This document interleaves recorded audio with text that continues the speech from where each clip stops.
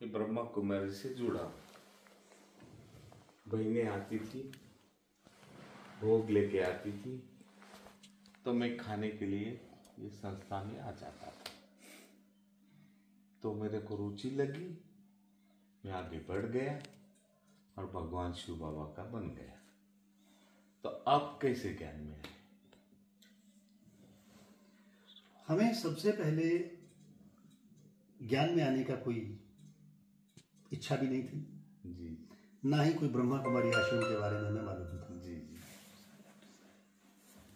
एक दिन एक लेडी पत्रकारों का यहाँ कार्यक्रम था। हाँ, पत्रकारों का। अब उसने कहा कि मैं अकेली कैसे जाऊं। कहने लगी आप भी चलो साथ में। हमने कहा ठीक है चलते हैं।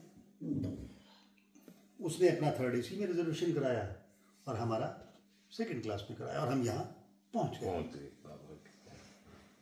यहाँ पर करुणा भाई जी से बातचीत हुई, अच्छा लगा यहाँ आके। यहाँ का वातावरण देखा, बिल्कुल एक अलग वातावरण था। उसी समय जहां हम ठहरे हुए थे एक और पत्रकार आए हुए थे। बातचीत छिड़ी आपस में। उन्हें नहीं पता था कि मैं पत्रकार हूं या नहीं। उन्हें लगा ये भी पत्रकार ही होगा। कहने लगे देखो यहां पर ना वातावरण अलग तो दिखता है पर ये सब पाखंड है। हमने कहा क्यों भाई, पाखंड क्या लगा तुम्हें? यहाँ तो सभी प्रेम से बात करते हैं एक दूसरे के साथ और बड़े ही अच्छे से मिलते हैं। और इनको देखिए सबसे बड़ी बात, क्रोध नहीं आता है। कहने लगे अच्छा क्रोध नहीं आता है, अब हम तुम्हें दिखाएंगे कैसे क्रोध आता है इनको। हम दिखाएंगे तुम्हें कैसे क्रोध आता है। अब रात का समय, एक श्वेत वस्त्रधारी गुजरे, बुलाया कॉफी चाहिए, लेके आओ। मैंने कहा जी भाई जी लाता हूं। वो चले गए, न जाने कौन सी किचन से वो कॉफी बना के ले आए। अब कॉफी में थोड़ी सी चीनी कम थी या जो भी था, गुस्सा दिलाना था। देखो कैसे गुस्सा आता है, कॉफी उसके ऊपर फेंक, क्या कॉफी बना के लाए हो तुम, ऐसे कॉफी बनती है? भाई बोला आप बताइए कैसी बनानी, मैं दोबारा नहीं आता। भाई चले गए। मैंने कहा क्यों भाई, इन्हें तो क्रोध नहीं आया, अब क्या करना चाहिए? अब उनका कॉफी पीने को मन ना करे, शर्मिंदगी का एहसास। उसके बाद फिर हमें नीचे लाया गया तो वहां पर एक बड़ा सा बॉक्स रखा था जिसमें सब लोग अपनी बुराइयां डाल रहे थे। लिखा था कि अपनी बुराई दान करें। फिर चर्चा छिड़ी। हमने कहा हम दान देते कभी वापस तो नहीं लेते ना, तो यहां अगर हम दान देंगे तो हम वापस नहीं ले सकते। वापस नहीं ले सकते, बरोबर। दान दिया वापस नहीं लिया जाता, बरोबर। चाहे भिखारी को 2 रुपए दान दे या 5 रुपए दान दे, 10 रुपए दे, नहीं वापस लेते। वापस नहीं लेते, नहीं लेते। तो हम क्या दान कर सकते हैं? दादी प्रकाशमणि जी को हम उस समय सुन चुके थे। हमने उठा के आज से कहा कि आज के बाद हम क्रोध को यहीं छोड़ के जा रहे हैं। अरे वाह। और ऐसी कृपा बाबा की, उस ईश्वर की, परमात्मा की, भगवान शिव की, 1995 के बाद हमें कभी क्रोध आया ही नहीं। हो धन्यवाद। तब हम इस तरफ को हमारा झुकाव हुआ, हम आध्यात्म की तरफ आए।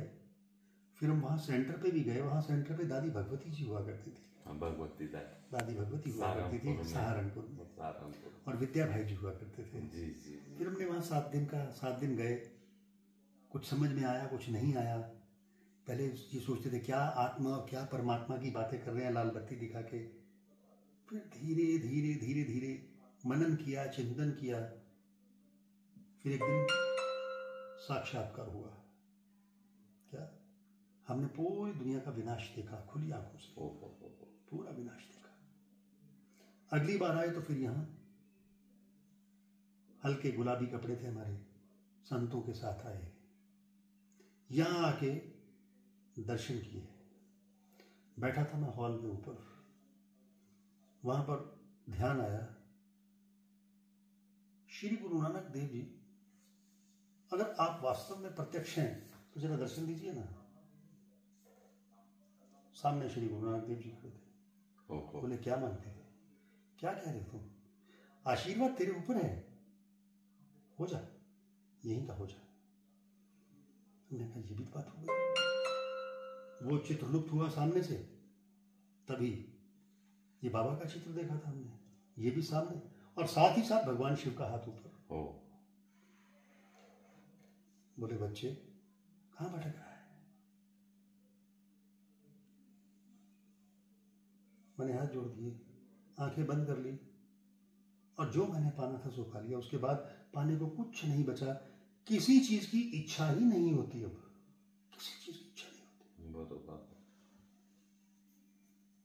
अभी सभी ने कहा कि आप कुंभ, महाकुंभ में जाएं, 144 साल बाद लगा है। हमने कहा ठीक है, अगला कुंभ भले ही ना देखें, शारीरिक तौर पे, लौकिक तौर पे नहीं देखेंगे, क्या फर्क पड़ता है। हम एक दूसरे महाकुंभ में चलते हैं जहां पर हमारे श्वेत वस्त्रों में संत बैठे हैं, उनके दर्शन करने चलते हैं।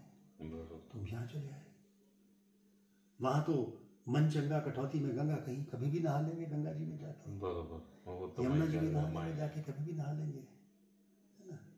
और वहां तो परमात्मा की, जो बंदा परमात्मा की शरण में चला गया, जो शिव बाबा की शरण में चला गया, तो बचता ही कुछ नहीं, बचता कुछ नहीं, और हमारे लिए पाने के लिए कुछ बचा नहीं। बरोबर।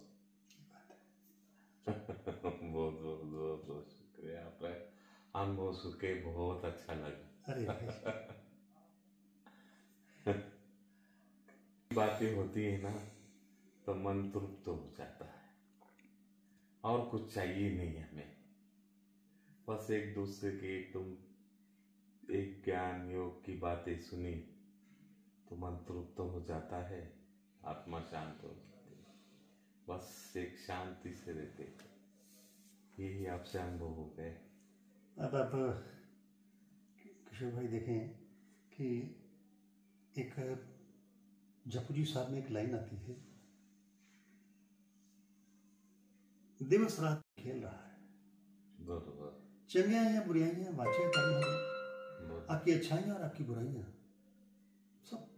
सब पता है उसको। कर्म आपके हैं, कर्म के हिसाब करो, आप कर्म कैसे करोगे वो चाहिए। अच्छे कर्म करो तो रात को नींद भी अच्छी आती है, शांत चित्त होके सो जाते, बिल्कुल शांत। परमात्मा भी अपने को ब्रह्म मुहूर्त पे उठा देते हैं जी, और उस ब्रह्म मुहूर्त में आप भगवान को याद करो। दुनिया सोती है, हम भगवान को याद करते, भगवान हमें ऊपर आशीर्वाद देते हैं। ये तो अपनी खासियत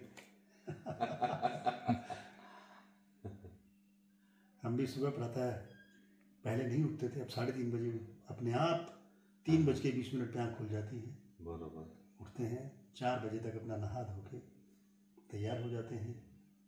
बीच बीच में 6 बजे अपने नारायण भाई जी का फोन आ जाता है, आज बाबा ने मुरली में ये कहा, आपके लिए कहा है। हम कहते हैं ठीक है, बरोबर। तो इस तरह से और भी अच्छा लगता है। जी, बहनों को सुन के अच्छा लगता है, क्योंकि जीवन में अगर प्रेम नहीं है तो कुछ भी नहीं। देखिए, सुख मतलब दुख आएगा, दुख मतलब सुख आएगा, बरोबर। दोनों साथ इन में दोनों की, दोनों स्थितियों में दोनों का एक दूसरे का विपरीत है, लेकिन आनंद का विपरीत कहाँ से लाओगे? बरोबर। आनंद का कोई विपरीत नहीं है, बरोबर। न सुख में न दुख में, बीच में जो रहता है, बराबर रहता है, वो होता है संत। बरोबर, हम है संत। तो हम जब जिस दिन से बीच में आ गए, ना हमें सुख का अनुभव होता है, ना दुख का अनुभव होता है। बरोबर। कोई मान अपमान कुछ भी कर दे, ठीक है, बरोबर, सब में सही, सब में बराबर है हम तो। बरोबर। और सभी लगता है कि सब ईश्वरीय आत्माएं हैं, बरोबर, अपने सब भाई बंधु हैं। हमें अपने परम धाम में जाना है, यहाँ आए हैं थोड़े से समय के लिए, अपना पाठ थोड़े से समय के लिए आए हैं, चले जाएंगे। बरोबर। एक सांस अंदर गई और दूसरी बाहर नहीं आई, गेम ओवर, शरीर खत्म। बरोबर। फिर लोग कहेंगे इसका निधन हो गया, निधन हो गया। निधन। कौन सा धन चला गया? एक धन तो चला बात सही गया, है। वो आत्मा चली गई ना, चली मुख्य धन तो वही था। हाँ कोई कह देगा इसकी अर्थी उठाओ, अर्थी, हाँ, यानी इसका रथी चला गया, रथी चला गया। रथी चला गया। तो फिर सीधी सी बात ये है हाँ, कि क्यों ना उस परमात्मा से ही मन लगा ले। मन लगा ले और उसका हो जाए। सबसे कीमती वो है जिसे ये कहा जाता है कि वो सब कुछ देने वाला है, अनंत है, हाँ, प्रेम का सागर है, तो फिर उसी के पास जाएंगे ना, जो बरोबर। सब कुछ दे सकता है। अब भगवान शिव के बारे में क्या कहा जाता है ग्रंथों में भी कि वैसे तो वो भस्म लगा के घूमते हैं, घूमते नंगे ही घूमते हैं, बरोबर। लेकिन अगर किसी को ऐश्वर्य देना हो तो 1 सेकंड में दे देते हैं, ले पकड़, सेकंड में ले लो। कितना ऐश्वर्य चाहिए तू ले, हाँ ले लो, है ना। बरोबर।